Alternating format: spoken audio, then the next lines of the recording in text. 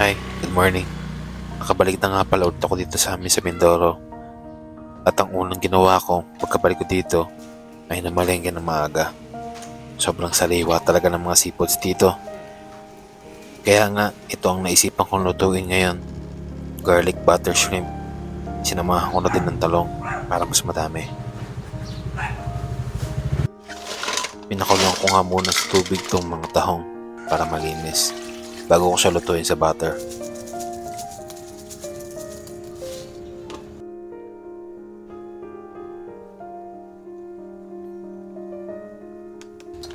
Pagkatapos nga ay sinalang ko na tong buong butter.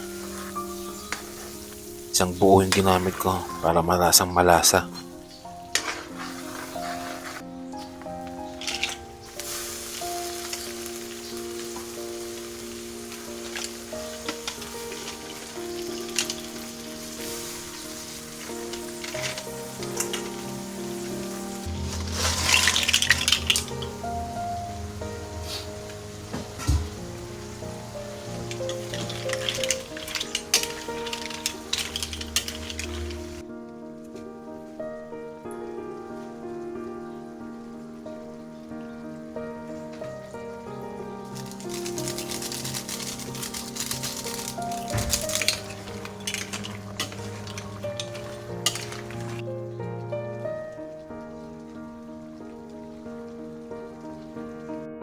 Pagkatapos ko nga magluto ay lumarga na agad kami.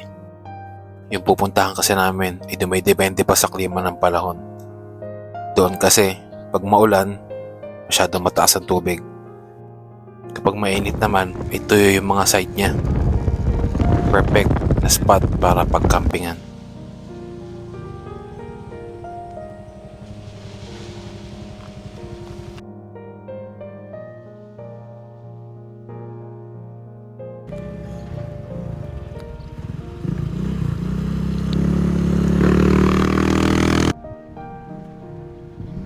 Itong dinadaanan kong to, nakalubog yan sa ilalim ng tubig pag malakas ang ulan.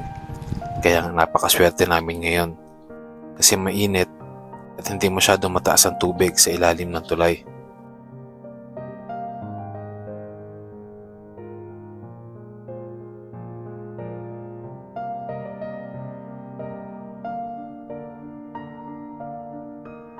Nakakatuwa lang tingnan kasi sa murang edad ng mga anak ko, nakikita ko na unti-unti na silang nasasanay sa ganitong setup. At ang gusto ko hanggang sa paglaki nila ay magagawa pa rin namin itong mga ito.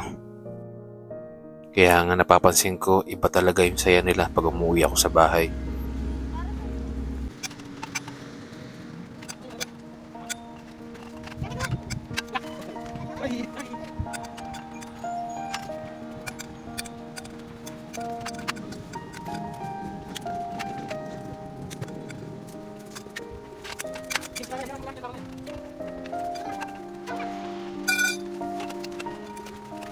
Hindi man marangya yung buhay na meron sila.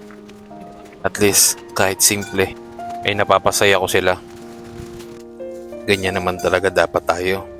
Basta marunong lang tayo makontento, hindi mahirap maging masaya.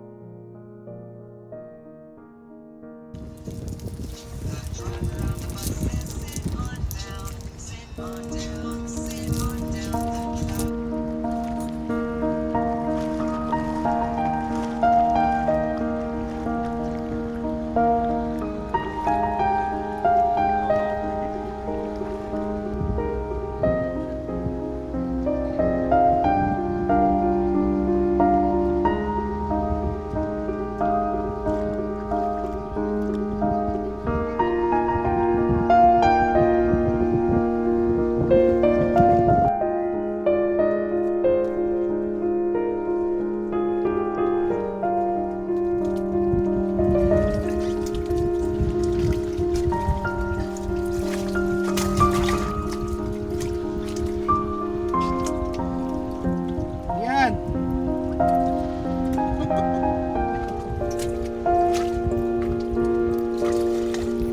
O paano, hanggang sa muli. Kita-kits sa next vlog ko. Paalam.